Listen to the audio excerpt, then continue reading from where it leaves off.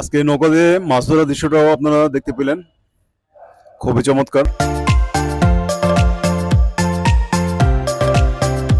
গ্রাম বাংলার সেই চিরচেনা দৃশ্য,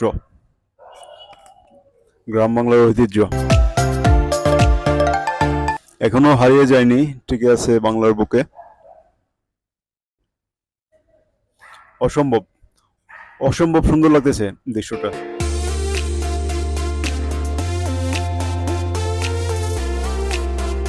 এটাকেই বলে পদ্মা নদী। এটা পদ্মা নদী শাখা, বাংলাদেশের অনেক জায়গায় এই পদ্মা নদী ছড়িয়ে ছিটিয়ে আছে।